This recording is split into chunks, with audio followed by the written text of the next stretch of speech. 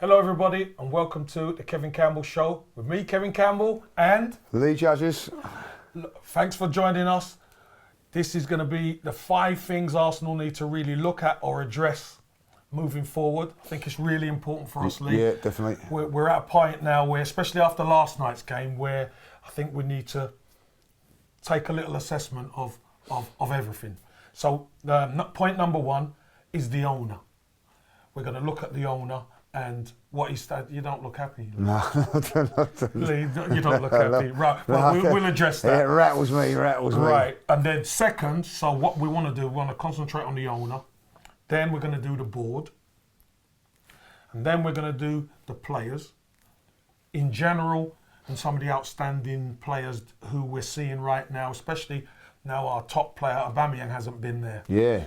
Players have stepped up or players who need to step up or whatever. Then we're going to look at 2 aspects of the new coach. We're going to look at ARTETA, what he's done so far, and does he need to be a bit more ruthless moving forward? And last but not least, will ARTETA help us get over the hump for these tough games? Because we've got some tough games coming up. We know everybody who plays Arsenal want to beat Arsenal. So it's, can Arteta get us over the line on some of them tough games?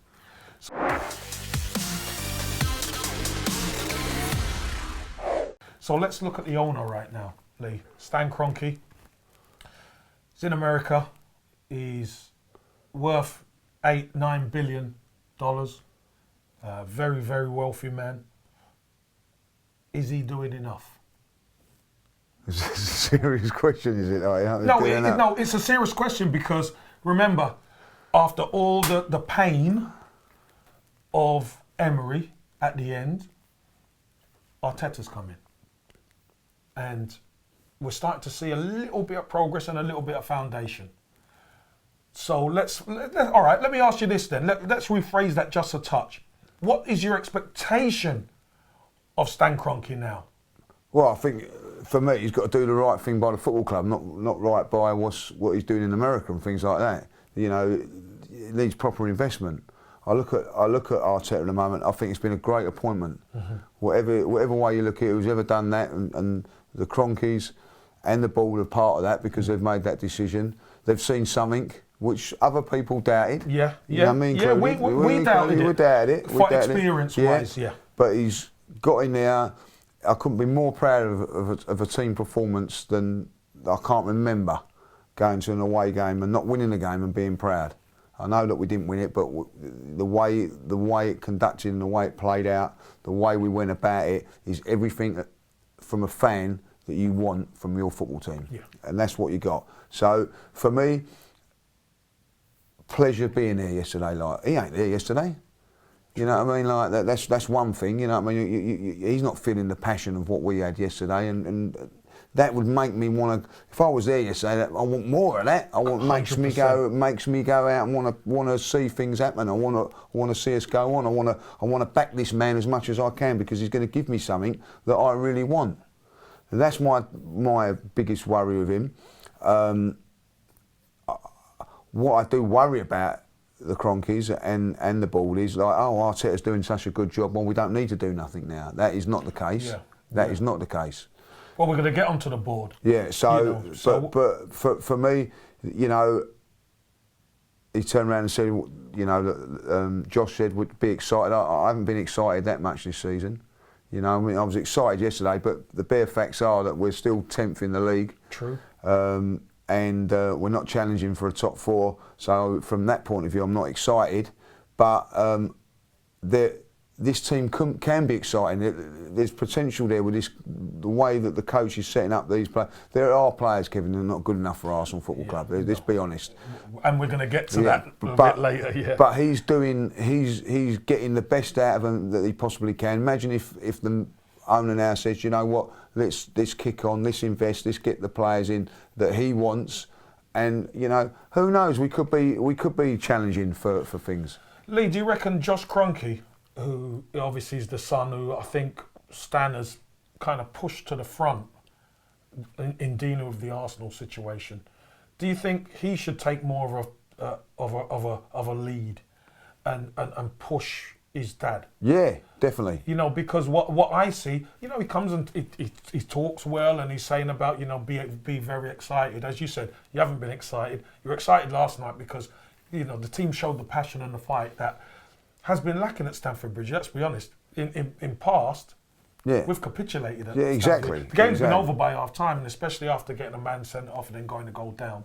Usually that is an Achilles heel for us, but it was great to see. So do you think Josh Kroenke should really take the lead and, you know, be the son to push the dad? Exactly, because there are times when you're a fan or whatever, you walk into the office or you walk into your job at work and go, what was it like being at the game yesterday? You have to ask questions. We'll be at the game and then you know. Then you know straight away. You know straight away. You can get that feeling. You get that feeling if things are going right. When things were going wrong under Emery, for instance, like the fans knew it. Yeah. Why? Because they're there watching it week in, week out.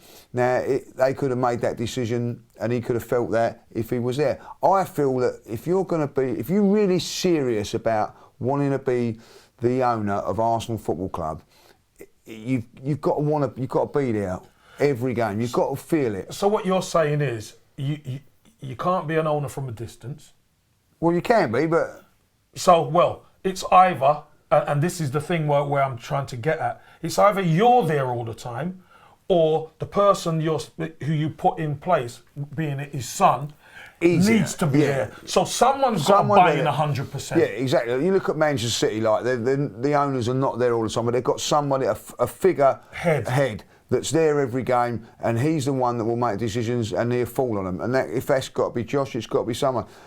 You know, because at the minute things are not being done properly, Kev. You can cut it how you like. Cut it top to bottom side, whatever way you want. Exactly. It's not being done right. It needs to be done right. This is Arsenal Football Club. It's a massive football club. You know, look at the fans here yesterday. Like, unbelievable. We deserve to be run properly. Lee, I could honestly say I was at a non-league game. I was at Radcliffe versus Ashton yesterday, and I was watching the game on my phone. I've got to say, I was watching the game and looking at my phone, and I could feel the passion. I could hear the Arsenal fans singing all game, but I could feel, because you know when you've been there what it feels like. Yeah. I could feel the passion when Martinelli scored. I mean, great goal, and we're going to get to that. But I could feel, looking at the fans, I could see that passion that was there. And the fans stuck with the team right to the end. And the way the fans felt at the end, I felt unbelievable. Yeah. I felt brilliant because, you know, of that passion. And it's not too much. I don't think it's too much to ask the owner or the owners to back the team, back the football club. Buy into it. Buy into it 100%. Not 99 or 95 or 50, 100%. The whole way. And like, the thing that got me going yesterday was like, and it typified everything about last night, was that Willock, as we said earlier on, wasn't, you know, could be a little bit, I don't know, have the ump because he's not getting the chance at this moment in time. It was 2-2, a couple of minutes to go, and he's not coming on.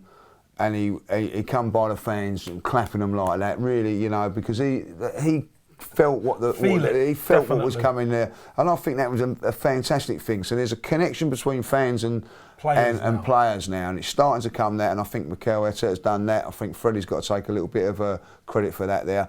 Now we need to get the board coming alongside the fans. You know, the one thing I felt about last night, the fans were all united, the players for one goal. Now the board have got to do that as well. Well, I think they've got to recognise it. Yeah. So, moving on, we're going to get onto the board.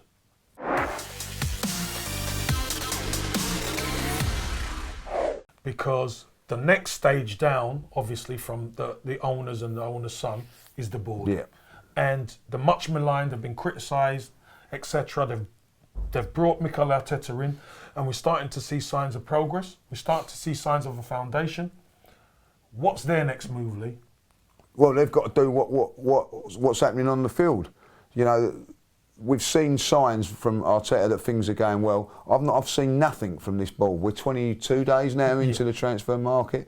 We're playing a central defender that we're trying to get rid of. We're having to play him now in Mustafi. Nothing against him, but they're trying to sell him, and now they can't sell him. So, all right, I'll tell you what, we're playing in our team. We're using our team. things like that are just not what you want to see. You know what I mean? I look at, I do feel with Arsenal, we're at a crossroads now because we've got some really good young players, but we need to back these young players up with some solid experienced players and quality. And quality. And we could go one way or the other here, and the board, in my eyes, are just not doing their jobs. You know, you've got a head of recruitment, you know, turning around and saying that he don't like the January transfer window. Someone's got to tell him there's only 2 transfer windows. Yeah, whether you like it or not is irrelevant. Yeah. Because it's a needs-must business. And the injuries we've got, the need for quality. Yeah. For me, I look at the board and I honestly think they're a reactive board. They only react when they're pushed to the limit. Whereas it should be a proactive board where they should, you know, Mikel Arteta's come in. They should be saying, right, how do we get this? You tell us who you want, and we try and get them. Yeah. And you know, fans are seeing signings coming in, and you're thinking, what's going on? That makes the club go on the next step. It goes on the next level. That helps with the progression of the football club. But as we're here, 20 odd days into the transfer window, and everyone's twiddling their thumbs. Are Arsenal going to do any business? Yeah.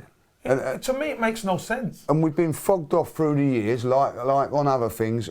You know, under the Arsene Wenger years, when we were second, third, fourth, it's very, very hard this January window to improve on the team. Very hard to improve on that. We're 10th, and we're still finding it hard to. We're still finding it hard to improve. When are they going to get their act together? Teams around us are getting players in. You know, 1 or 2. You know, and I think that, you know, we lost our central defender for the season before the transfer window. So, you know, there's no excuses. The central defender should be in there to be replaced. Yeah. Simple as that. Like, you know, Arsenal Football Club should be in there to be replaced. And they've not done it, Kevin, you know what I mean? 20 odd days into the transfer window. If that would have been done properly, who knows? Mustafi wouldn't have been there yesterday, wouldn't have made that mistake, and maybe instead of all of us going mad about a 2-2 draw with 10 men, we might have won the game. About a win. Exactly. Yeah, that's right. So again, Lee, you know, when you look at the board, are you happy with the board, or could they do better? I'm not happy with them. I'll be honest. I'm not happy with them. They can do better. You know, listen, they pulled out a gem in Martinelli. Pulled out an absolute gem. You know what I mean? In that, like, it's a great bit of business. Whoever done that should be patted on the back. I think it was Francis Cagagao, actually. Was it? My old mate who was involved with that one. Well, so. we need to buy him a beer. Because he was if we see him, we'll definitely buy him a beer. Because he's done an excellent job there. So it's not. Now I'm excited about Martinelli as a player or whatever. He costs £6 million. It don't necessarily mean to be the big £1 million signings. Whoever it is gets the proper players in and for the proper price, like what Liverpool have done, you know what I mean, like with certain players. That is what the road we can go down. Then fine, I'm not probably, but get off your backsides and do something. And be proactive and do something. Help to improve it. Yeah, help to improve. You know what I mean? Because at the moment, from my point of view as a fan, it's like it's all, you know, take. You know, take money for the shirts, take money for the tickets, take this, take that, take this. And give a little back. Give a little bit back. Give us something that we can go and think, do you know what, I'm now looking forward to going to Arsenal, and I feel that we can win things. At this moment in time, I don't feel that we can win the league. I don't feel like we can get to the Champions League, you know. Now, I think that it's the board's job to give us that hope. 100%. I think it's the board's job. Look, maybe the league hasn't quite worked out the way we would like. There's still a lot of points to go for, but it's a tall order. Yeah. But there's still 2 cups. Yeah. Now, if you bring in the quality that you think could make, even if it's 2 players, you bring in a couple of players that could really make things a little bit better. Yeah. We stand a good chance in any cup competition of beating people on the day. Yeah. We can beat anybody on the day. We've got players that can win games. Yeah, we've got match winners in the team. Yeah, exactly. So for me, the board have to be a lot more proactive and not being back on their haunches. Get on the front foot. just like the team. We want the team on the front foot and making challenges. That's the way the board has to be. Exactly right. And the Europa League is something that we can go for, win that, and that gets us into the promised line for the money, for the ball to then spend to charge more, to earn more. Whatever they're going to. So from their point of view, it makes sense to do that as well. So I think it's time now. Let's come on board. Let's get going. Do something. Come on, do. Which is the players. Obviously, this is kind of a mixed bag because we know there's a chief guy, Aubameyang, top goal scorer.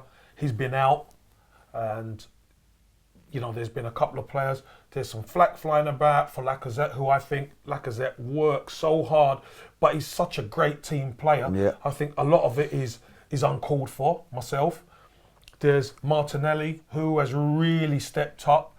And, for one so young, he is showing signs of being a superstar. Yeah. He's got the opportunity to be a superstar at the football club. The likes of Mesut Ozil, who, when Arteta first came in, looked a different player.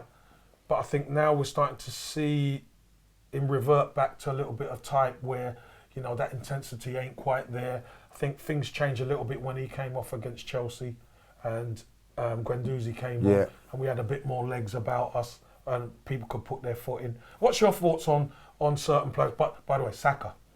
Right, should we go with him first? Let's go with Saka, because you know what? I'm hearing a lot of things about other teams' young players. And obviously we've got two. We've mentioned Martinelli, but I want to start with Saka. I think Saka, for a young lad at 18 who's playing out of position, by the way, he's done an absolutely phenomenal job. Absolutely phenomenal. Absolutely fantastic. And I thought yesterday's game showed me even more side, because the first 10 minutes he got sort of sorted out a little bit on the left-hand side. They took him apart a couple of times. So he exposed him a little bit, but did it drop his confidence? No. Did it still want to get on the ball? Did he still want to defend? He done everything, didn't shy away from it all. Rolled his sleeves up. Rolled his sleeves up, 18 years of age, and at the end of the game was still going up and down that flank. What it tells me is not only he's got ability, he's got the heart and desire to be a good footballer. I think at the end of it, he's slotted into that left-back position, and I honestly think he could be as good as Ashley Cole in that position, because Ashley Cole started as a wide player and then moved back to left-back.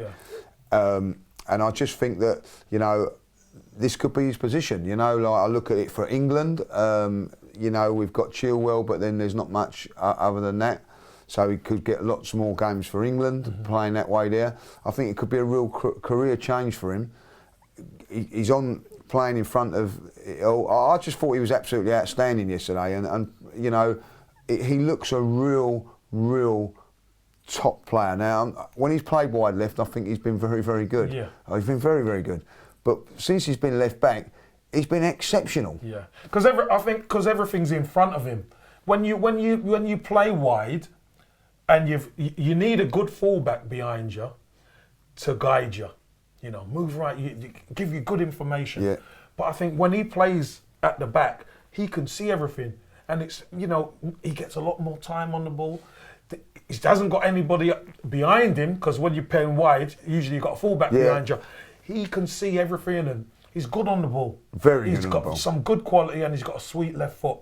So if there's one little thing, it's just the end product, but that's going to come because he's only 18. Yeah. But for me, he's one of the finds of the season. Without a doubt. Considering. So then we move on to probably the star man, which is Martinelli, which I just think he's been phenomenal. He's in double figures already. Unbelievable. He should have been in the team a lot quicker than what he was. I think Emery was holding him back for whatever reason. Partly, I think that cost him his job. But for an 18-year-old kid, and you've experienced playing for the Arsenal as a youngster, coming through, the whole 3,000 fans singing his name yesterday at the end must be some feeling. Some feeling. That. Every Arsenal fan just took to the kid. You know what I mean? There's no one Do you know, like you get some players, you know, they're on the fence. The question on the fence. Is it? I think because he's fearless, Lee. Oh. I think he's fearless. He don't care who he's playing against. He's going to have a goal. Yeah. And the fans love that. Yeah, and there's not one fan saying, "Oh no, leave him out." Do that. Every single fan. For me personally, like when it comes to the team at the moment, as long as he's in it, I'm happy. You know what I mean? Like, because he's just doing everything that you want as a 18 years of age. I just think he's outstanding, and you know, I can't believe that we've got him. I really can't. You know what I mean? And you know, I thought yesterday it weren't probably one of his better games. Yeah. He's up against a very, very good player in Aspilicueta, by the way. It's tough into him all the time. But yeah. you know what? If he hit him hard, he'd come back for more. And I love that. You know what I mean? He was never, ever shying away from that fact. I said, right, you want it, I'll give it to you. Right. And I thought he was absolutely brilliant yesterday. Yes, of course, he got the goal. But his work rate, heart, he's got the desire to and that's why he's going to go to the very, very top, because he's... Lee, I've got to ask you. So when the corner came in and got headed out, what were your thoughts when he picked it up? Because you know, I'm watching and I'm bouncing. I'm going, son, go. It was unbelievable because it happened so quickly. It happened so quick. I had a little look at it yesterday. I'm going to be honest. I think that one of his touches weren't quite so great. And That's what wrong-footed Kante. I think Kante thought we could go for it, and then boom, he's gone. Yeah. And once he went, there was no one catching him. Yeah. So from that moment, from the halfway line to the edge of the box, you just you're like, keep it going. Is he going to score? Is he going to score now? And then it's a question of composure, isn't it? And you know, and then mayhem, absolute mayhem in the away end. You know, like my mate Steve lost his glasses. It was just like absolute crazy. You know, so we've got about 10. You know, like 10 of us all got our phones trying to find his glasses. But it was mayhem, and the composure, the way because he's left-footed, he put it onto his right. Onto his right. Now, obviously the goalkeeper's Brazilian, so he's probably thinking, he's going to go with his left. It's just everything about it is calculated. It's quality. It's quality. And like a left-hand side, two 18-year-olds operating at a level of excellence. Yes. Down that left-hand side, and Chelsea could not cope with those two teenagers. Let's get it right. Teenagers. Energy. You know, they've got energy. You know, both older than both younger than our boys. You know, Yes. you know, very not much one of so. yours, but like doing great. They're doing great. I mean, I just think Martinelli. I know he's young and don't want to get too carried away, but I think this kid could be a superstar. Do you look at him now? I don't look at him as an 18-year-old. Do you? Do you know what I'm saying? You like don't. when you had Rooney when you played. Yeah, I mean, look. Let me just say, he's not Wayne Rooney. Let me tell you that right now. But could he make a difference to Arsenal Football Club? 100% he could. And we're gonna kind of get to some of these questions a bit later when we're speaking about Arteta, because there's got to be a ruthless element to Mikel Arteta. Yeah. So let's go to Lacazette. Lacazette, I thought, worked tirelessly. We know he's struggling for a goal right now, and he kind of got a goal, but it was offside, which he was offside. But he finished it well. Finished it very well. But he just needs a goal to get going again. But working hard is one thing. Being a team player while you work hard, that means a lot of the unselfish running, a lot of the unselfish holding up, hold-up play. Because you know when you do the hold-up work, a lot of other players are going to get in. Yeah. But someone's got to do it. And he's the best at it in our football club. So what's your thoughts on Lacazette? As you well know, unfortunately as a forward, what are you judged on? You're judged on the goals. You know, and that normally. But I think that when you're working as hard as he is, there needs to be a little bit of leeway. Exactly. You know what I mean? Like leeway. There you go. He holds the ball up better than anybody. You know, like you telling me Aubameyang can hold the ball up better than him? He can't. No chance. You've played up there. You know what it's like. Professional football, centre halves are no mugs when they're so to hold the ball up and with a centre half doing what he's doing is not easy. Outside of putting the ball in the back of the net, holding the ball up front is the hardest thing for any forward to do. And that's why forwards... It's a dying art. It's a dying art. And that's why forwards get paid the most money, because they have the two hardest jobs on a football field. And you know, scoring goals, people like yourself and writing that may look easy. It's not, because everybody could do it, and it's the same with holding up there, because Aubameyang's got nowhere near the same sort of levels of what he does there. And what happens is, if you take him out to a certain, we'll see, because I think that eventually there's going to be a big decision to be made.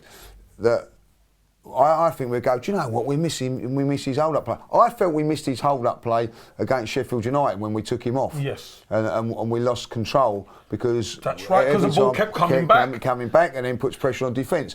People don't realise that. And this is why, Lee, we address stuff like this, because we want fans out there to understand from a pro point of view, but from a fan point of view as well. And the appreciation of the likes of Lacazette. Yeah. You know, you make a really good point against Sheffield United, because as soon as we took him off, they started to come back at us. Yeah, exactly. And we couldn't get out. Because we haven't got that person to hold the ball up. You know, and that, so, but taking away all of that yesterday, you know, people say he needs a goal and all that, like, but one thing he didn't do yesterday? Hide. Exactly right. He didn't hide. I mean? Like, he put in a shift, worked his socks off, trying to go so. And so what if he ain't scored today? You know what I mean? Like, if we win the games, it isn't the end of the world. And for me yesterday, you know, he walked off that pitch. I don't know if you know, he could hardly walk yesterday. He could hardly walk. He grafted. And that's what you want from any player. I don't know if you saw. Did you see? I think it's a quote from Mikel Arteta, where he said he knows that Lacazette needs a goal, but he's so happy with him as a player and what he gives to the team, because you do realise he realises he needs Lacazette. Yeah. He really does, because they're the difference whether you win or lose. A lot of these guys who hold the ball up, they're the difference whether the team actually win to advance up the pitch, or if they're having a bad game, you realise it because they can't get off of it. And it's going to be a really interesting thing when Aubameyang does come back. Well, we're going to get there. We're going to get there, like, you know. So I'm jumping ahead of myself. No, so we're going to get there actually with. What's your thoughts on the Mesut Ozil situation? Because when Arteta first came, he was... We're going to upset a few people here, kids. No, look, listen, we're Arsenal fans. We're talking about this. We're not digging anybody out. We're just talking facts and what we see, because it's the eye test. When Arteta first came in, I saw Mesut Ozil do stuff that I've not seen Mesut Ozil do in years. He looked athletic. He looked aggressive. He was passing forward. He looked to be back to that player that we know. Yeah. I just think he's lost his way in the last couple of games. What's your thoughts on that, Lee? I had a good watch him against Sheffield United. I thought I'm going to have a good watch.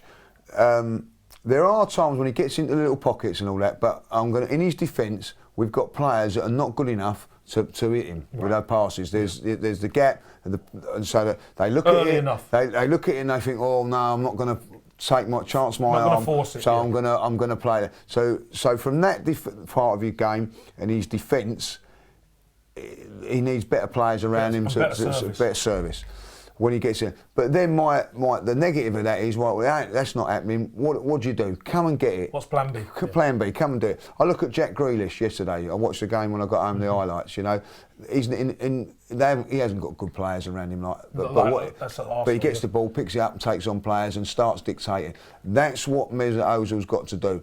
Yesterday I watched him as the game starts getting a little bit tasty. I see him holding hands with Pepe. You know what I mean? Like moving out to the to the right-hand side and very, very close to Pepe. And then picking up the ball, which Pepe could be doing. Yeah. You know, get him into that little pocket which need him in there. And when the bullets are flying, you've got to be in there. That's what you're there to do. I don't think I don't know if he's not got the desire to do that no more, or the legs to do it. You know, and I just think now we're at a crossroads with him, like, you know, and I think that Arteta will have to make that decision. We looked so much better when Guendouzi come on yesterday. Yes, I agree. I agree with you. And as we said before, we're not digging Mesut Ozil out, but No. it's the eye test. No. Because when Guendouzi came on, I thought we had a lot more legs Yeah. in the team, and that commitment was there.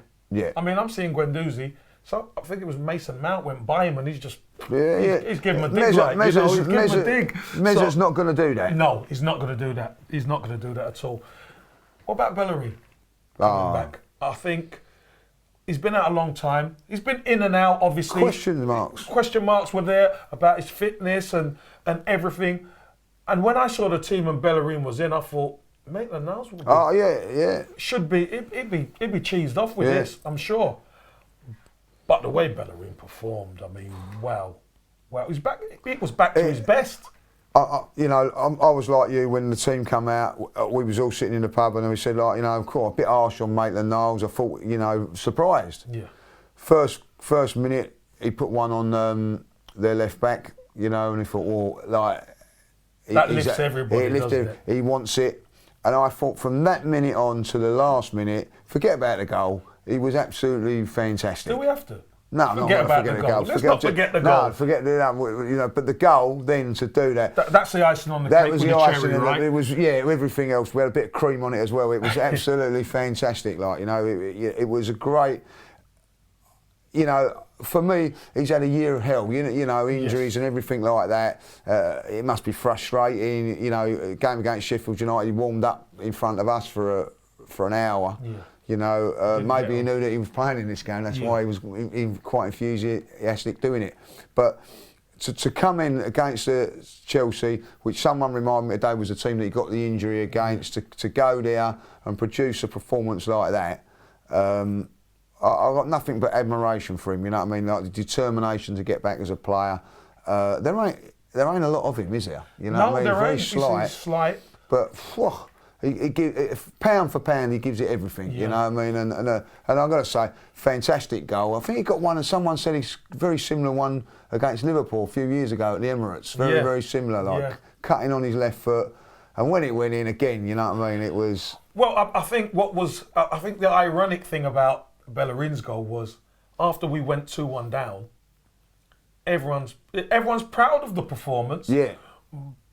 But I think everybody was, because of what's happened in the past, when they scored a second goal, everyone's resigned themselves to, we're going to get done again. Yeah, it's so natural because we went when we got the equaliser. We turned around and I said, we were not just me. They're going to nick it at the end here, like, and I don't think any Arsenal fan didn't think that was not going to happen, like, and when they did. You resign yourself to it. Typical, but I'm proud of what was going on. Yeah. What a great team performance. We're proud of that. We've given it our all, and you're going to be disappointed, but you could go away thinking there's still positives. There was positives for them to come back and then get that goal. And what speaks volumes for it? We were going, let's get in it. We can get the winner here. And if you remember right at the end, we're on the attack when the referee blew up, like, you know what I mean? So absolutely fantastic, and to be singing Bellerin's name again, all at the end of it like that again, he deserved that. He deserved it. He deserved it. So we're going to touch on one more player. I think it's really important we touch on him, Granit Xhaka. We know what's gone on in the past, and obviously Mikel Arteta has got him on side. There was shout that he might leave the club. I think he's probably been our best player since Arteta's come to the club. I'm not even going to talk about Torreira because he's been outstanding as well, but we knew what he was capable of. This Granit Xhaka is different to what we've seen under Emery, isn't he? Yeah. He's a different player. Different animal. A different animal, and this is what the fans are talking about. Not the Granit Xhaka that went off sulking and having a pop at the fans. But I think the fans respect when you perform on that pitch. You're winning people round, and I think he's been outstanding. Yeah, redemption is the word. He's come back. Now, if it wasn't for him yesterday, right, by going into central defence and doing what he'd done, we would have probably took off Martinelli or someone that took off one of the attacking points and, you know, whatever happened. But because he was so good in here and doing it for the team, it meant that the attacking players, Pepe, Lacazette and Martinelli, could stay on the pitch. Yes. So that has got to be said. I think he's turning fans around. You know, in our group, there we've got, you know, there's one or two that would defend him. The rest, you know what I mean, out. Don't want nothing to do with him and all that. All of a sudden, every one of their, like yesterday, got to say this. You've got to hold your hands up. Hold your hands up. Xhaka was great. He done this and he done that, and it was great at the end. The fans are not quite there to sing his name like a Hector at this moment in time, but when he came up, he was one of the last people. They was all clapping him, and the connections coming back slowly but surely. And that is all down to him and his attitude and the manager and the manager. Yeah. So well done, Granit. Well done, Granit. Well done, Granit. So let's move on to probably the most important person right now at the football club, Mikel Arteta. We're going to do number 4 and number 5 about Arteta. Yeah. Number 4 is, do you think Mikel Arteta will be ruthless enough to make them tough decisions? Because there's one coming up now, when Aubameyang's ban is over. Who plays?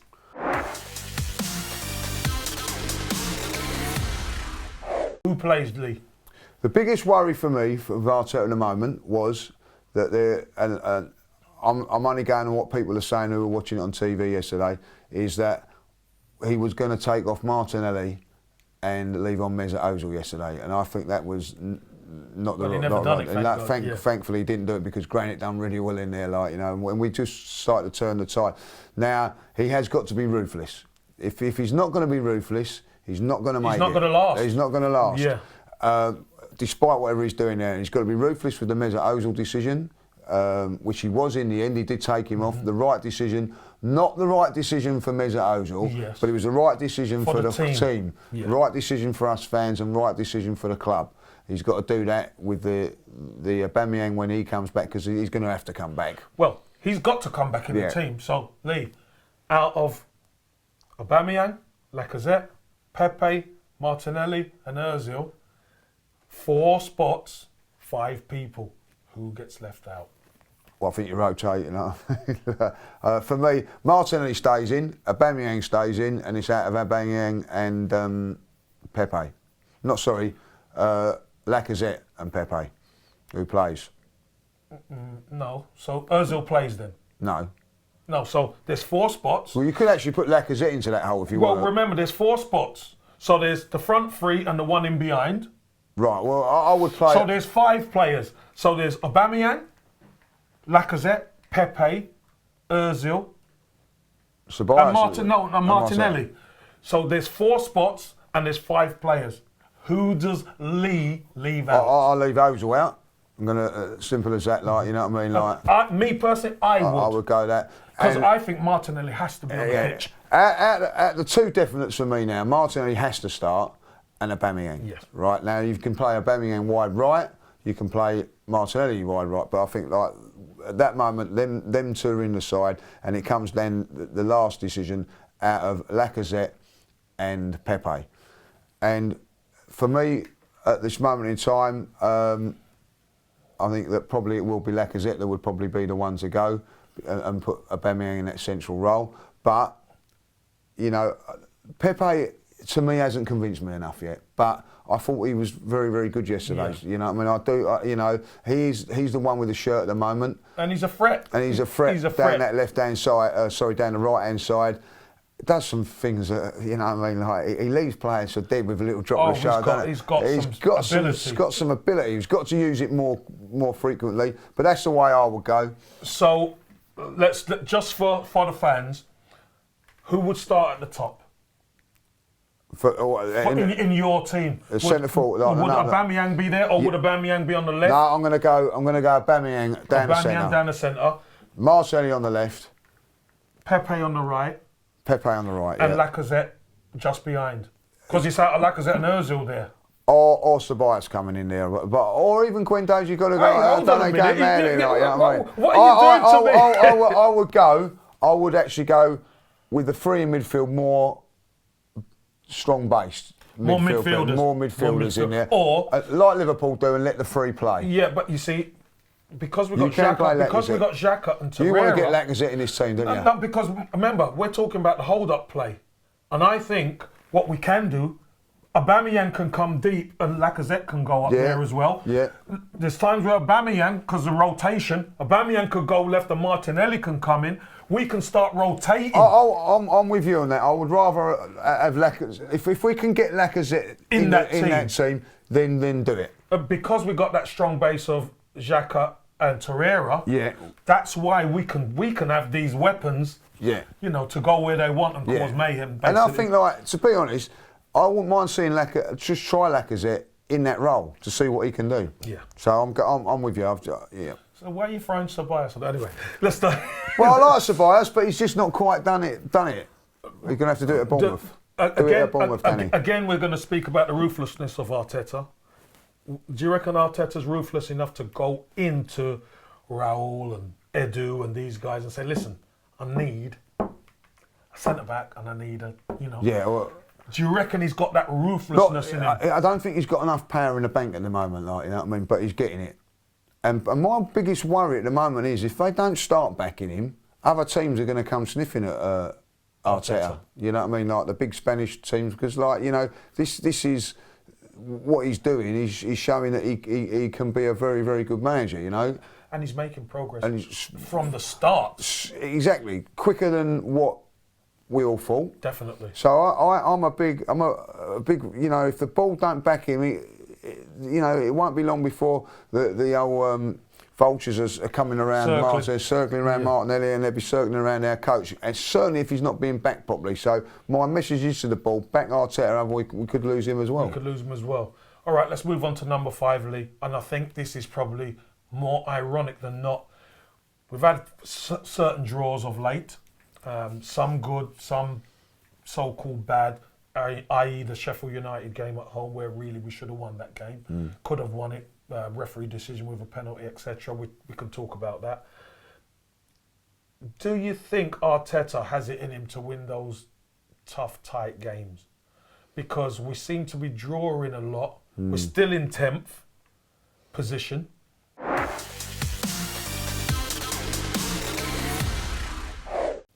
What's your thoughts on that?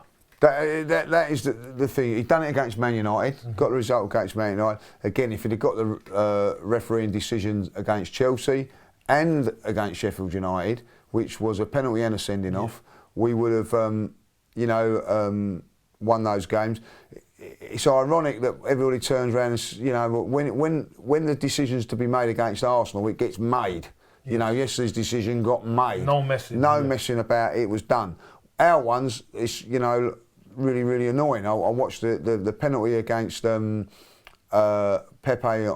against Sheffield United. Watch the one against Crystal Palace with Zaha against us. You know what I mean? Doesn't give it, goes to VAR, bang, straight in. No difference between those two whatsoever. One place for Arsenal, one place for Crystal Palace. So I don't think we've had the rubber the green with the decisions. But I think that we going to the game yesterday, I said we need a big win against one of the big boys. We need to win, and I mean away from home. You know what I mean? Like, we've gone to Chelsea now. We need to go to either Man City or Spurs. They're the ones coming up now, and get something from one of them. And win. But I see signs of the way we're going about it to do that. You know, defensively, yesterday with 10 men, we've got a result. Turn Spurs on. Yeah, we'll have that, you know. Turn Spurs on. I would like that. Turn Spurs on. You know, that'd be lovely. And do them good and proper, with a proper team performance. I see signs of that, Kevin. I really do. I see positivity on everything that we've done. Even when we've done things not great against Leeds, there was, you know, the turnaround second half. Against Sheffield United, there were things there. Well, you know, they're a good side. They're a decent side. But we look like we could actually turn them over if things go our way. I have to say, like, you know, so many positives at this moment in time with the way it's going. And you just think to yourself, God, imagine if he had a top-class central defender with what he's got here. if he's got this. I don't want to be here in 2 years' time saying, if only he's got this and only he's got that. Give the man the tools. Don't want to be here in a month's time give him saying give the man the tools. Because maybe the question should be, if we can get a couple of players in, then we can win those. And I think we can. My mate Ken turned around and said a very, very good point yesterday. He turned around and said, we're getting draws now, which we would have lost last year. So next season, maybe those draws will become wins. And if you look at that, then we're going to be right up there if that's the case scenario. Like, so where we was losing those games last year, we're now drawing them. Now we've got to make sure we win those games. So I think it's 12 draws now. Yeah. You know what I mean? If you, Too many. Too many. But if you could get that down half of that, we'd be in the top 4 now. Of course. So there are. I think that let's be positive. There's things to really look forward to. I think if Ball back the manager properly, we've got a good chance of doing well. So it comes back down to number 1 and number 2. The owner and the board got to get themselves do together. their jobs properly, and us fans will be, I think, in a better place come this time next season. I hope so. I hope so. I certainly hope so. Listen, everyone, thanks for listening to the Kevin Campbell Show with me and Lee Judges. Please leave your comments below. Good or bad. Good or bad, yes, good or bad, and whether you agree with us or not. Yeah, let us know. And also, even if you think there's maybe topics we miss, leave it below, and we could try and look at that and maybe get it on the next show. So we'll probably see you in a fortnight's time. Look after yourselves, and come on, you Gunners. Come on, you Gunners.